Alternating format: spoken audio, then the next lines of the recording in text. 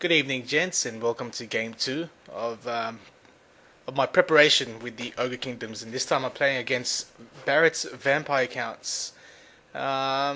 We settled for a battle line scenario here instead of rolling for it. Barrett took a look at his list and realized that he only had the 1 fortitude. So if he lost his general, it would have been game over. But I did make a couple of adjustments to my list right after the second game. I don't know if you remember me talking about adding more balance to the list. So what I did was I added 4 lead belchers. Sorry, got my tongue twisted there. Yeah, I added the 4 lead belchers.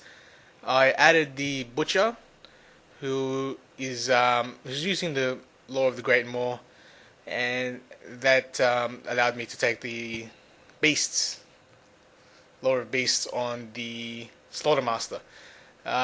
Also on the level 2 I gave him Hell Heart, and I gave the Slaughtermaster a different kit out as well. I gave him the Glittering Scales, Fencer's Blade, and the 5-up Ward. Yeah, with the BSB, he had the same kit out. He had a Great Weapon and Standard of Discipline. Also went with the 5 Ogres.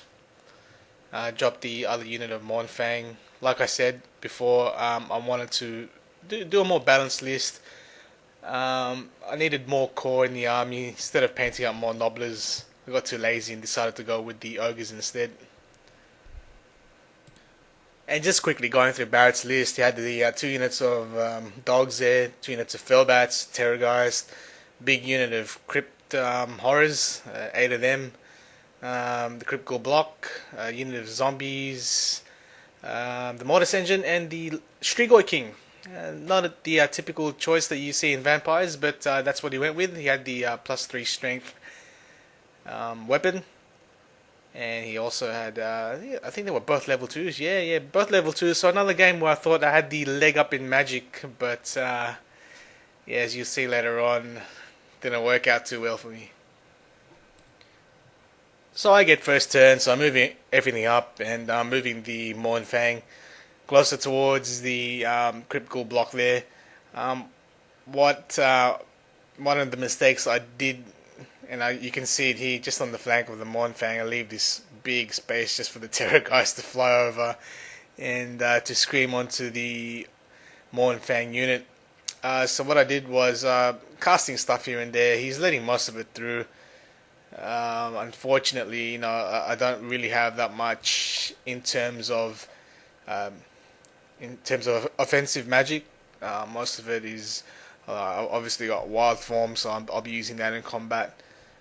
Spine Marrow I added onto the Mournfang just in case they got a charge from the Terrorgeist, but to my surprise he didn't charge him. On the left flank, Lead Belchers easily took care of the dogs, so Lead Belchers doing what I expected them to do, to clear a flank and get rid of the chaff. On Barrett's first turn, he got a pretty low amount of magic dice. So the one thing that came to mind was Raise Dead, so raising the new unit. Obviously, he wants to park it in front of the Iron Gut unit, or maybe even the Mournfang. So that was really the only thing that I was concentrating on getting rid of.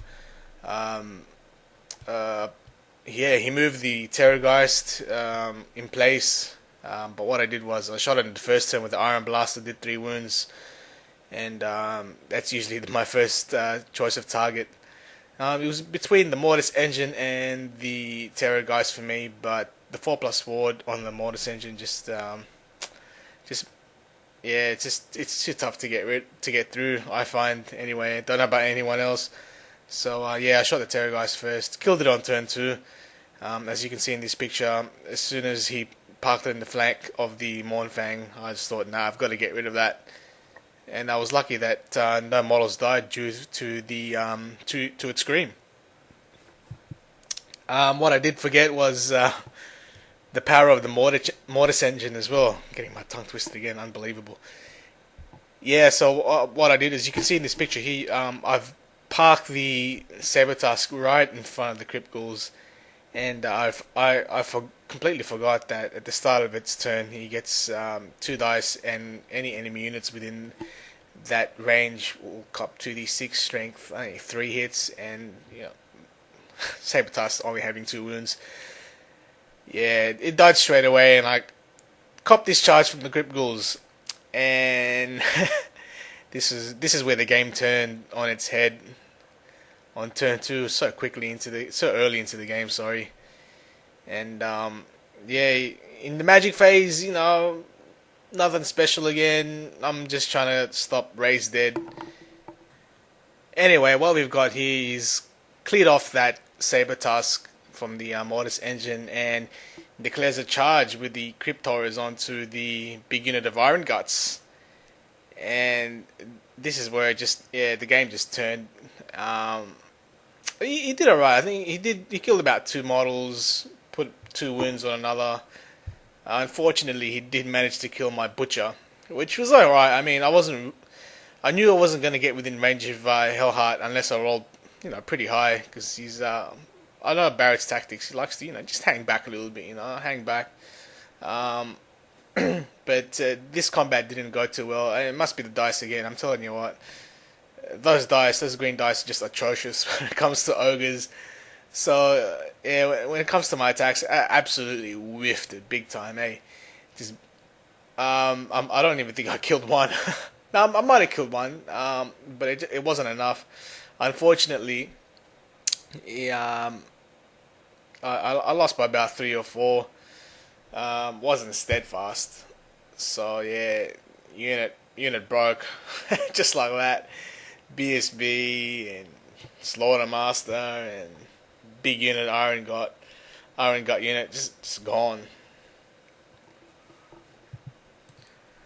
So that was the end of Barrett's turn 2, and at this point I'm just trying to salvage a few points here and there. Another thing that I did forget was the Khan Wraith that was in the unit of Crypt Ghouls, and charging them into a unit of Mournfang who don't have magical attacks. Yeah, it's bad news for you. I did manage to get off a recharge onto the Crypt Ghouls. Won the first round of combat. Wasn't enough to completely wipe them out. Just trying to hold on while I get away with the Ogre unit. So I've charged my lead belchers into the zombies. Yeah, they didn't go too well either, and he was able to countercharge me with the Mortis engine. He's charged the Crypt Ghouls onto the Ogres, and what I've decided to do was just try and conserve points now. Fled with them. He's charged the Fellbats onto the Ogres as well. They fled again, and I was just stayed off the table. As for the Mournfang, well, they copped the charge from the Khan Wraith, and it was pretty much just a slow death from them. They did break the first round. They managed to stay on the table. Didn't get caught by the Khan Wraith, but the second time he charged, wasn't so lucky. He lost the combat by about 2 because I lost the standard already by this point after fleeing. And it was a very quick game. Did learn a few things. Having not played vampires in quite a while, you forget things like the Khan Wraith and being ethereal. Block of Crypt Horrors. Crypt Ghouls, or those big things in special. I don't know.